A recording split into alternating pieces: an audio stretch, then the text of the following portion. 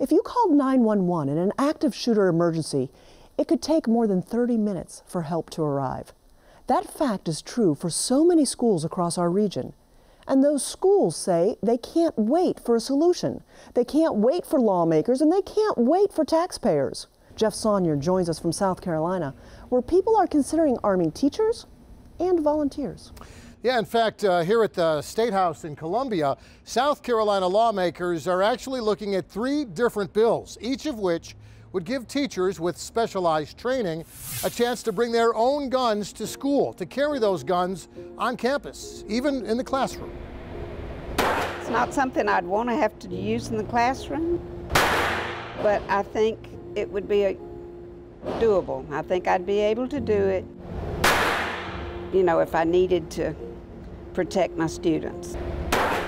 Judy O'Neill is a just retired Rock Hill, South Carolina math teacher.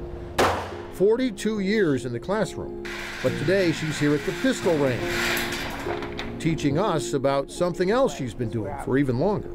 How about this range right here? The distance right now would be all right. I'd be better closer, obviously. I'd stop him there. And you'd be willing to take that shot? Yes. And hitting the right spot, it would more than slow him down.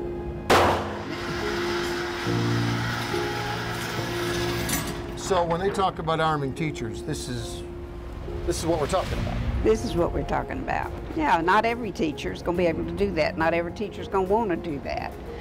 It has to be somebody that's comfortable with the gun and is trained. Members, win the roll call. Members of the Court, your presence, win the roll call. Something's got to change. Either we've got to have a law enforcement officer in every school, or we've got to figure out some solution. We're talking with Joshua Putnam between votes in the South Carolina House of Representatives. I'll ask the clerk to read. Putnam's the sponsor of House Bill 3052, which would permit concealed weapons at South Carolina schools, quote, for the limited purpose of responding to live shooters on school property, unquote. There's one child that's been shot. He's downstairs. Putnam represents Anderson County, where South Carolina had its own school shooting 2 years ago. Outside. I'm thinking he maybe got shot on the playground. I'm not sure. A teenager with a gun killing a 6-year-old on the school playground at Townville Elementary. Confessing to cops later, he thought he'd kill 20 or 30 kids at Townville. When he drove behind the school, jumped out and started shooting, stopping only when his gun jammed. Okay, it's going to be okay, I got help coming as quickly as they can. Do you know if the suspect is still inside the building? Most times with all these school shootings, what you're trying to do is you're trying to buy precious seconds. It's enough to throw that gunman off for a few seconds so then students and teachers can get away from that, and it buys more seconds for law enforcement to arrive. Yeah, we just heard a gunshot. We were outside. After every school shooting, everybody's head kind of comes up out of the sand and goes, oh my God, safety, security, we got to do something about this. And then in a short amount of time, the head is right back in the sand. Kevin Wren oversees security at Rock Hill schools, which opposes letting South Carolina teachers carry guns. I look at that law and what's trying to happen there is grandstanding. Wren says the real way to make these hallways safer, these classrooms safer, is better training for what to do when there is a threat.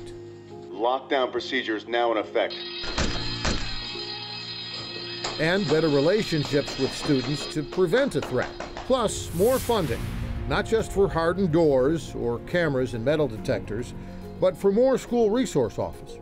I think, again, we're looking at easy, free solutions instead of actually putting some funding where it needs to be. Before I'm going to look at arming teachers, do we have a school resource officer in every school?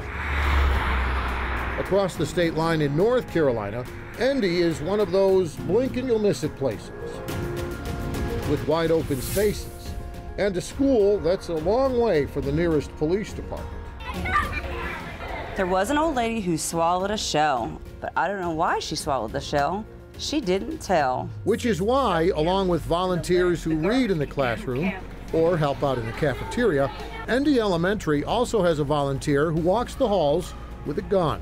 It might not be the best answer, but it's better than what we have, and that's no one. School Superintendent Dr. Jeff James explains why Stanley County schools are the first in the state using armed volunteers for campus security, recruiting former cops and ex-military personnel at schools where they can't afford a school resource officer. These doors are normally locked, but I check them anyhow. But Endy's armed volunteer, Donnie Hatley, isn't exactly new at this. You were a full-time SRO. Yes, I was. You retired. Yes, I did. And now you're back. Yes, I am. What brought you back? Well, the love for the kids, love for the school, and the fact of keeping the kids safe in schools. Don't you worry, child. Everybody having a good day today? The county, Stanly County, was good to me, and it's just a way of my giving back to the community. That community of teachers and parents and principals wasn't so sure at first about armed volunteers on campus. Well, I think it was more confusion because we weren't understanding exactly all the particulars of it. How are we going to vet these people? Are there going to be background checks? Are they going to be trained appropriately? And if those things are in place, I'm definitely in support of it. Same questions parents have. Exactly. Yeah, absolutely. Anytime our kids are with someone other than us, we want them to be as safe as possible. But the sheriff who created the volunteer program for the schools says they're not just letting anyone on campus with a gun. I took a little bit of a beating at the beginning, so did Dr. James, but now when our public sees that we've got awesome, well-trained, educated SROs in here, not just somebody off the road, they're a lot more comfortable, and I've received a lot better feedback since I guess the public's found out who our volunteers are. Unfortunately, it's not if, but when, and that's what you have to think now as a parent. So what is my school system going to do to make sure my child's protected when I drop them off at that school building? Don't you worry, child. By the way, North Carolina lawmakers now also looking at possible legislation that would allow teachers as well as volunteers to carry weapons on campus. That's similar to the 3 bills here in South Carolina, all of which, by the way, are named after Jacob Hall. He's the 6-year-old who was killed during that school shooting in Townville. Amy? Thank you so much, Jeff.